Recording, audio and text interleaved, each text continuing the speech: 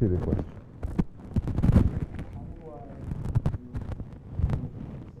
If I wanted to play basketball, how would I do that for the sake of Allah? If I wanted to work, how do I go about working for the sake of Allah? Okay. No. It's a good question. How do you do anything for the sake of Allah subhanahu wa ta'ala? It is some people they don't know. How do I do something for the sake of Allah? So they end up not doing it for the sake of Allah. Some people, they think that everything they do is for the sake of Allah, but they don't question. What is it that I'm doing? Is it really for the sake of Allah or not? Because to decide something, that is the first step. You decide you want to live. Maybe other people telling you life is not worth living, but you decide, no, I want to live. You decide, I want to get married. You decide to have children. Decide to get a job. Decision is the first step. You have to ask, why am I doing this for? Then you have to check the answer, does it fit the question or not? You have to check yourself after a certain time to see, okay, my intention was to work, and this is my the result. Does it fit into my original intentions or not? Man is a creature that Allah subhanahu wa ta'ala has given thinking, intelligence, and he must ask. The angels, they don't ask. The angels, they hear and they obey. They don't ask. They complete obedience. When the angels, they do ask, Allah inspire in their hearts to ask. And it is not really for them, it is for us. So to ask yourself, to consider, to analyze what it is important, because otherwise, if a man is doing something, even if it is a good thing that he's doing, without asking, without checking himself, he might have veered towards the wrong direction without knowing it. So it's important to ask. Are you okay? Yeah. That's okay. That's all right. That's okay. So, how do you do something for the sake of Allah subhanahu wa ta'ala? We are Muslims. Alhamdulillah. Allah subhanahu wa ta'ala is saying, we have created the man and the jinns to know us and to worship us. So there is a reason for our creation. It is to know Allah and to worship Allah. This is the reason of our creation. The man who is thinking, who is intelligent, that Allah has given the aql, the intelligence to man, then he must look, whatever action that he's doing, is it bringing him to know his Lord and to worship his Lord or not? It's simple. To know his Lord and to worship his Lord or not. We are also the descendants of Hazrat Ibrahim alayhi salam, through his son Hazrat Ismail. Those ones who are coming from that lineage physically. But the Muslims, the Ummah to Muhammad alayhi salatu wasalam, we are the results of the prayers of Hazrat Ibrahim alayhi salam, Halilullah, that he has prayed for us thousands of years ago. And Hazrat Ibrahim alayhi salam, the way that he is knowing Allah and the way that he is serving Allah subhanahu wa ta'ala, to know him and to worship him and to serve him, it is showing and is becoming an example for us to follow thousands of years later. That other ones who claim to follow him, they have lost that tradition completely. They're only taking one or they're taking the other. Because Hazrat Ibrahim alayhi salam, now he is using his mind. Sit back there. Sit back there. Quickly, move. Sit over there.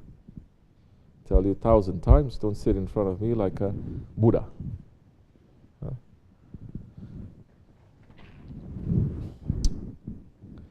So he is using his mind.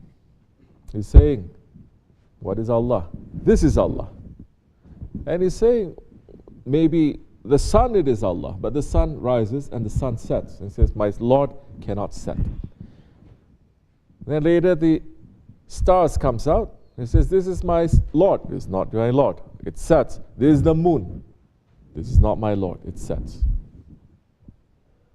So it is teaching us, through just questioning very simply, you understand who your Lord is.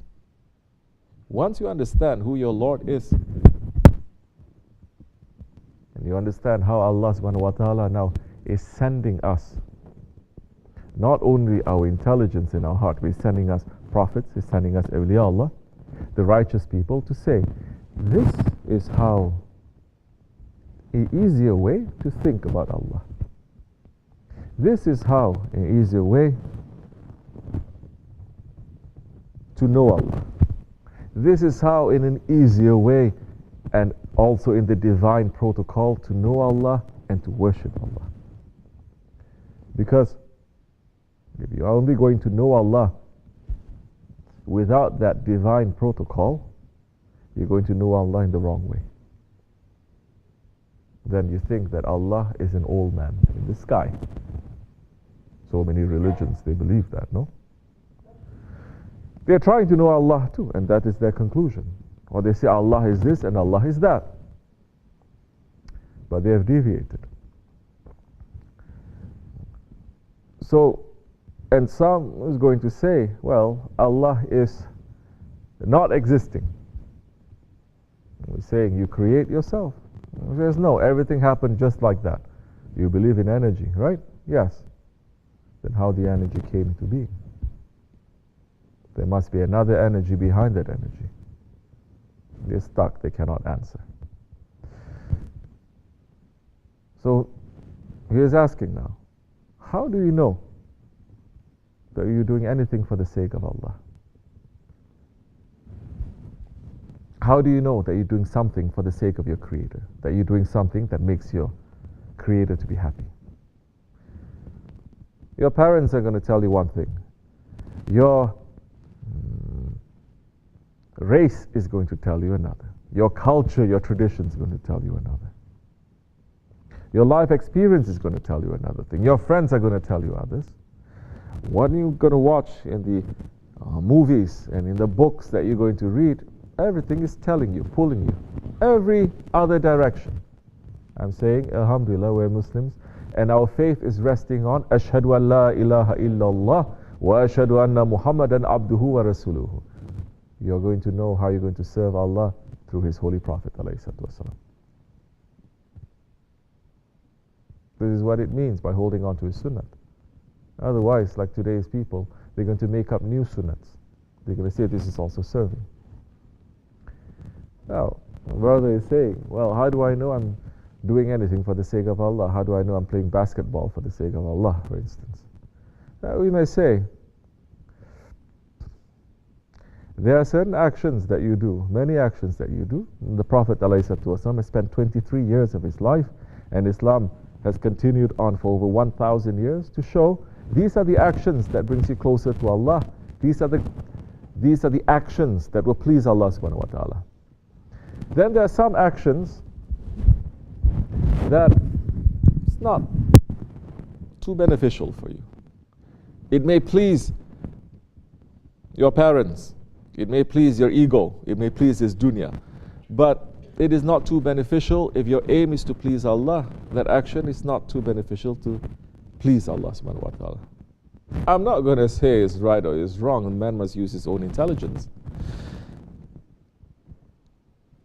Now you say, I want to play, for example, basketball for the sake of Allah. You're saying you're making something up. Then another one will say, I want to play soccer for the sake of Allah. You're making something up too. There may be some good in that, but there's a lot of other bad things that is also there. What it means to hold on to the sunnah of Rasulullah ﷺ. Now you're talking about sports.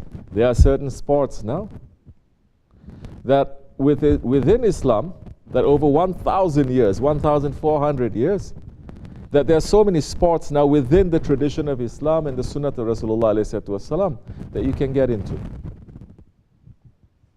But it's not basketball, sorry to say. I don't think any awliya, any salihin, or any sahabi, any prophet is saying this is good. You want to play, play. We cannot stop you. But you know, not just the sport, but the whole culture of the sport and everything is not too good. But you want to play. You say it makes me to feel good, makes me play. But in that playing, does it make you to come closer to Allah or not? If you're saying, I want the basketball to make me to come closer to Allah, and I say, don't fool yourself. There are so many other things that you can do to come closer to Allah, to do something for the sake of Allah.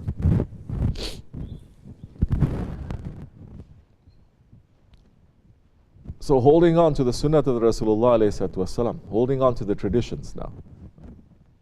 Traditions of the Prophet, traditions of the companions, tradition of the Tabi'ins, for over 1400 years. That Islam is not something that is also, the tradition is stuck, for example, in 1,000 years ago it's stuck. No. Islamic civilization means that the culture and the practices, everything is expanding, expanding, expanding. It's taking from different cultures to bring together, to make it more rich, your life to become more rich. To be Muslim doesn't mean you have to be an Arab living in the desert. Things are always coming in to make it richer. But there are certain things that you do that is immediately you're going to know, if I'm doing this for the sake of Allah, I'm going to feel it. Because Prophet has done this before. Companions have done this before. What, for example? Working for the sake of Allah. Now, how do you know that you're working for the sake of Allah? What is your intention to work? Your intention to work now is to raise your family. To raise your family, to provide for them. This is responsibility. Again, the question that you have to ask is, I need to raise them to provide for them, to raise my family, but how am I going to raise my family? I'm going to raise my family according to what the television and the internet is telling me how to raise them. It is disaster. You're still raising them, you're still going to work, you're still feeding them, you're raising them, but you're taking the direction of how your family should be from this society, from this influence of the Akhir Zaman. They say you can be anything you want at any time. There is no laws of Allah and there's no love of Allah. There's only the law of your ego, which is limitless, and the love of your ego, which is limitless. So now you raise a family. How you know you're going to raise your family for the sake of Allah?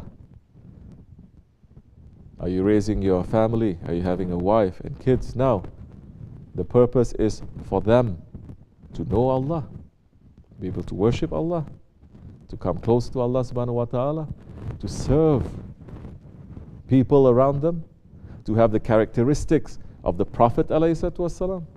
If you're doing that, if that is your intention now, I want to raise your family according to the principles of the Prophet ﷺ, principles of Islam, then it's clear. It is clear. Then you're going to check also, well, I'm saying this, I'm raising according to the principles of the Prophet, but these things are coming in, it is not according to that. Then you're going to protect that, because faith in this world, it has to be protected. Faith has to be protected. Faith is not something that you have and then you just let go like that. You never see any person carrying around his neck $1 million, walking around in the streets anytime that they want. Or having a very expensive jewel hanging around their neck and walking around in the neighborhoods.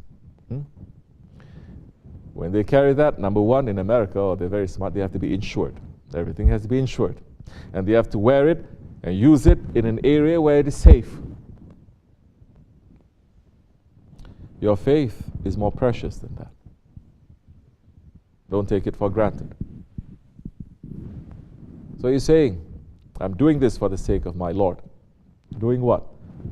to have a family, then are you raising your children?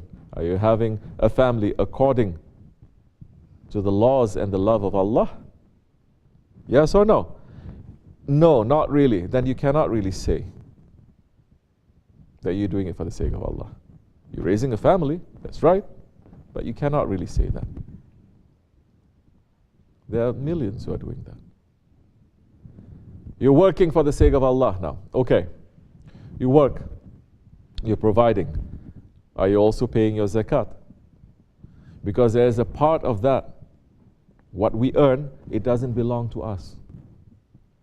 It doesn't belong to us. And if you take it, you are going to be punished very heavily, because it belongs to the orphans. It belongs to those who are in a very tight situation. It doesn't belong to you.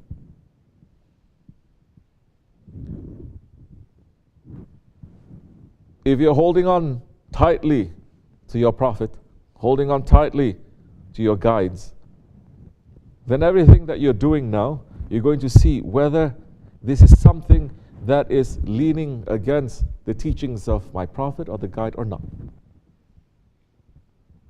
There is a way to sit. There is a way to sit that Allah loves, and there is a way to sit that Allah doesn't love. Now, you want to sit. Who do you want to sit? For whose sake? For the sake of Allah? Then Allah is saying, follow that Prophet. I love him the best, and he wants the best for you, and he loves you the best. Follow him. If you sit the way he sits, you are going to get some of that good, nice, beloved characteristics that I will love you as well. So it's a very simple example, sitting, but it involves everything in your life now. That's why Islam, it is a lifestyle. So once you start thinking that you want to do something for the sake of Allah, you have to take that Prophet ﷺ as a guide. Understand? And once you take that one as a guide, you are also going to sit and you're going to check yourself in holy days and nights. You're going to say, okay, I'm wearing this turban for the sake of Allah, for him to be pleased, not to please anyone else, but to please him. I'm wearing this. Am I treating it properly? Am I having real respect for it? Because it's a sunnah. Just as something that you like, that you have, from time to time, you're going to take it out, to dust it, to clean it, to look at it, and then to put it back again. So tariqat, it is that. To take your faith, to look at it, to dust it, to clean it, and to put it back. You check yourself all the time. You have to think. You cannot just say, okay, it is there. And you have to keep it protected. Understand? So now, in a little while, they're going to have wrestling. Tying the turban. There is a way of tying the turban that Allah loves too. There is a way that you tie the turban that Allah doesn't love that, although it is still a turban. You understand? Wrestling now. Okay, we have wrestling. It is very praised by the Prophet ﷺ. He was a wrestler. Major Sahabe Kiram, they were all wrestling. So there's a lot of blessings that comes with wrestling now. But you're saying I need to, say, train the children to wrestle. Because Allah loves that, Prophet loves that, and I want them to love it too. But now you say, I want them to learn wrestling, but I want them to learn wrestling, WWF wrestling. Doesn't make sense, does it? Now you know by yourself, you don't have to read books to know this is not sunnah now. There is a traditional way. There's a best way, but not this. You can fool yourself, say, it's also wrestling. You know, it is wrestling, like today's people. They want to praise the Prophet ﷺ. Good. They want to sing salawats. It's good. But their heart is actually loving all these music. That majority of the music, it is dirty. And it is for dirty people to engage in dirty things. But it's very catchy music. They are attracted to that. So they say, hey, Why not we take this catchy songs and we just put salawats in it to make everyone to be singing praises to the Prophet ﷺ. Over 1,000 years of Islam, in every language, there is qasidas and ilahis and nasheeds. Did you finish all of them? That now you have to take one rap song or one dirty song about, man and woman doing things and you just put salawats in it? Why are you doing that? It's not necessary. But we want to pull people in. You don't pull people in with dirtiness. People who want to run to Islam, they want to run to something that is clean. They don't want to run into something that is dirty. So that those ones, they will come and they will accept Islam. People who want to accept Islam, they're already sick of their lives and their dunya. And they say that's dirty, it doesn't work. We want to try something different. And here you are trying to make a bridge, but that bridge is broken. You don't take a container that is poisonous and dirty and fill it up with good things. So I know the intention is good. Now they want to sing, all those songs. But those songs, what are they for? They are dirty. There are other better ways of doing it to bring people in. Why should you be attracted to them anyway? All those tunes and everything. Why you should be? Because it's catchy? And this is the time when sometimes we look what the Wahhabis they're doing and they're saying also. We say, yeah, you know what? Sometimes it makes sense also that they get overboard, they get extreme. They say music is haram, right? You say, you know what? For these people who take all these dirty pop songs and they make them to become religious, they say it's not too good too. I understand why they're saying it. Inshallah, hold on to your Prophet, hold on to your guides that leads you to the Prophet.